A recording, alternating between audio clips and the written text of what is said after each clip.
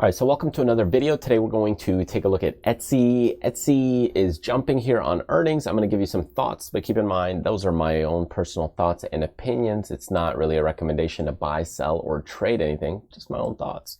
So anyways, if you want to grab those thoughts, you can do so on our Discord channel, and you can do that and the link in the description below. And here I post some announcements, mention some technical analysis videos, and sometimes some movers and stuff like that. So check that out, link in the description. You can also go into our Traders Fly website and grab some freebies. Check out what some of the classes that we have coming up or some of the recent ones we've done. All right, so let's take a look here at Etsy, selling a lot of handmade related goods. Home decor, custom made things. So there's a lot of stuff out here that you could buy on Etsy. So they're going to increase their transaction fees. So you being a seller, if you're a seller, that's not good. If you're an investor in the stock, it sounds like a good thing because now the stock will continue making more money. If we look at just the chart, and we're going to pull that up right here. This stock, I'll give you kind of a little idea and big picture perspective. So here we are kind of at the IPO way back here in about 2015. Stock pulled back a bit. It was like many IPOs, and we just kind of consolidated for a little bit till we got some momentum. Now here you could say we've had A to B, B to C, C to D patterns. So that is a longer term kind of chart where we've had some good movement. Later on, that stock got into a little bit of trouble here. So after that completion of that ABCD pattern, we kind of did some choppiness sideways. And then just recently here in this, last few months. So you can see this last year, 2021, we went sideways. There's a lot of selling volume that started to increase here. And anytime it was bullish, there was a lot of weak volume. So the selling pressure had a lot more bearish volume that picked up speed, a lot of just selling pressure.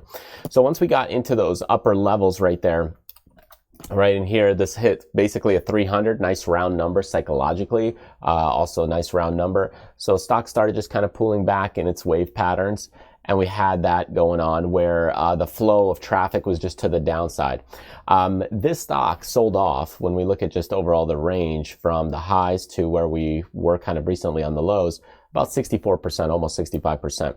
It came down into the lows of about $100. So think about it. We went from a haircut of 300 to 100. And I'm looking from these past levels where this stock was kind of creating some basic support, and at $100 level, that's a psychological support. So that massive sell-off is starting to now find a little bit of a bounce. So as I look into this, you can see there's an engulfing bar right here that engulfed this. So that's good. There's a follow-through bar right now that's starting to create. So these are all usually positive signs. If you also go into this descending pattern, this is starting to break. So we're starting to kind of create and see this turnaround with some nice bullish volume coming into play. So these are all good things to see if you're bullish on the stock. Again, it's only a couple days into it, but you're starting to see some of the things kind of ease up a little bit on this stock. So it doesn't mean it can't go lower, but if you look at the support here, we're kind of in that same zone where we're trying to find a bottom. It's similar to like in the past here, you try to find a bottom and you try to span higher. It doesn't mean it'll continue going up forever. It just means that, hey, we could get a nice pop from here, maybe a little bit into higher levels to retest the resistance there that we're going to have up here, which could be about 150, 160 level. And we are already at 140. So we did get into about 149 and pulled back. But if you get into about 160, that could be another little retest. And if we keep pushing into some higher levels, you've got some other levels at about 180 here where that stock could push, or even around the 200 range. So seeing a stock in those levels, it could come up to here. And then we'll see where it goes to retest those lower levels and see where it plays from there. If you take a look at the longer term kind of swing, just from the highs to the lows here, it's possible you could get a bounce all the way up to about a 208, 210. That creates right here that same support level in this range. It also kind of creates these levels right here. So you'll see that it's really a very interesting point or price levels right around that 210 level based on the Fibonacci sequence. If you take the two swing points and a possible 50% bounce. Now it could go a little higher, and that would put it kind of in those upper ranges for the support and resistance. But 50% is a little bit more typical.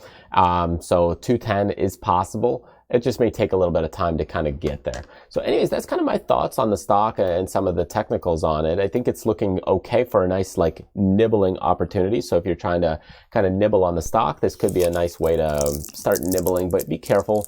The market is a little bit shaky right now. You know, we've got some good bounce that happened the other day, right around that 410 level on the SPY.